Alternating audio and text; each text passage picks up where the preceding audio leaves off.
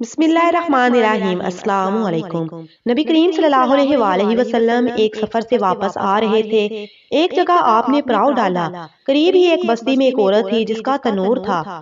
اس نے لشکر کی روٹیاں بھی پکائیں۔ جب پکا کر فارغ ہو گئی تو صحابہ کرام سے کہنے لگی کہ میں تمہارے سردار سے بات کرنا چاہتی ہوں۔ صحابہ کرام رضوان اللہ علیہ اجمعین اسے نبی کریم صلی اللہ علیہ وآلہ وسلم کے پاس لے آئے۔ وہ آپ سے کہنے لگی، اے اللہ کے پیارے رسول، میں آپ سے ایک بات پوچھنا چاہتی ہوں۔ آپ نے فرمایا پوچھو۔ وہ کہنے لگی، میں ماں ہوں اور تنور میں روٹیاں لگاتی ہوں۔ میرا ایک چھوٹا سا بچہ ہے، میں اس کو آگ کے قریب آنے نہیں دیتی کہ اس کو کہیں گرم ہوا نہ لگ جائے۔ خود آگ میں ڈبکیاں لگاتی ہوں روٹی لگانے اور نکالنے کے لیے، لیکن میں اپنے بچے کو گرم ہوا کا لگنا بھی پسند نہیں کرتی۔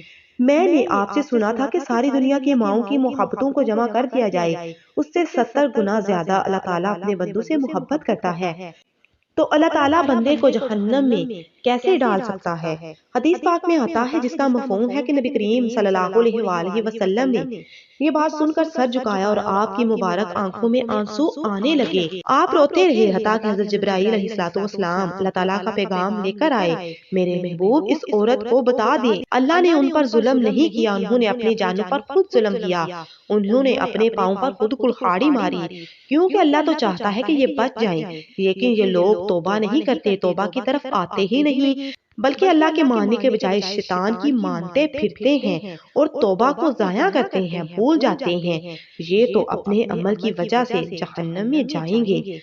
حضرت ابو موسیٰ اشعری رضی اللہ تعالیٰ عنہ حضور اقدس صلی اللہ علیہ وآلہ وسلم کا ارشاد نقل فرماتے ہیں کہ میری اور اس دین کی مثال جس کو دے کر اللہ تعالیٰ نے مجھے بھیجا ہے اس آدمی جیسی ہے جو اپنے قوم کے پاس آیا اور کہا کہ اے میری قوم، میں نے اپنی آنکھوں سے دشمن کے بڑے لشکر کو تمہاری طرف آتے ہوئے دیکھا ہے، میں تم کو بے غرض ہو کر ڈرا رہا ہوں، لہٰذا یہاں سے بھاگنے میں جلدی کرو۔ چنانچہ اس کی قوم میں سے کچھ لوگوں نے اس کی بات مان لی اور سرشام چل دیے اور آرام سے چلتے رہے اور وہ بچ گئے، اور اس قوم میں سے کچھ لوگوں نے اسے جھوٹ سمجھا اور وہی ٹھہرے رہے، تو دشمن کے لشکر نے ان پر صبح صبح حملہ کر کے ہلاک کر دیا اور ان کو بالکل ختم کر دیا۔ یہ مثال ہے ان لوگوں کی جنہوں نے میری بات مانی اور جو دین حق میں لے کر آیا اس پر عمل کیا، اور ان لوگوں کی جنہوں نے میری نافرمانی کی اور جو دین حق میں لے کر آیا اس کو جھٹلایا۔ حضرت ابو ہریرہ رضی اللہ تعالیٰ عنہ حضور اقدس صلی اللہ علیہ وآلہ وسلم کا ارشاد نقل کرتے ہیں کہ میری ساری امت جنت میں داخل ہوگی، لیکن جو انکار کرے گا وہ جنت میں داخل نہیں ہوگا۔ عرض کیا گیا، اور کون انکار کرے گا؟ آپ صلی اللہ علیہ وآلہ وسلم نے فرمایا، جس نے میری اطاعت کی وہ جنت میں داخل ہوگا، اور جس نے میری نافرمانی کی اس نے انکار کیا۔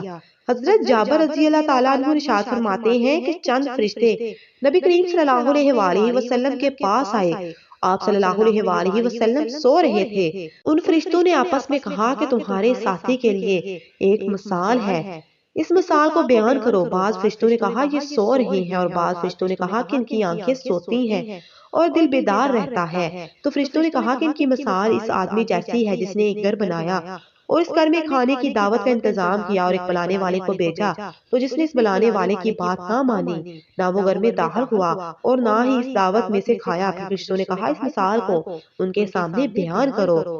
اس پر بعض فرشتوں نے کہا یہ تو سو رہے ہیں، اور بعض نے کہا ان کی آنکھیں سوتی ہیں اور دل بیدار رہتا ہے۔ تب فرشتوں نے یہ مطلب بیان کیا کہ وہ گھر جنت ہے اور بلانے والے محمد صلی اللہ علیہ وآلہ وسلم ہیں، لہٰذا جس نے محمد صلی اللہ علیہ وآلہ وسلم کی اطاعت کی اور اس نے اللہ کی اطاعت کی، اور جس نے حضرت محمد صلی اللہ علیہ وآلہ وسلم کی نافرمانی کی اس نے اللہ کی نافرمانی کی، اور محمد صلی اللہ علیہ وآلہ وسلم کی وجہ سے لوگوں کی دو قسمیں ہو گئیں، جس نے آپ کی بات مانی اس نے اللہ کی مانی اور جنت میں جائے گا، اور جس نے آپ کی بات نہ مانی اس نے اللہ کی نہ مانی اور جہنم میں جائے گا۔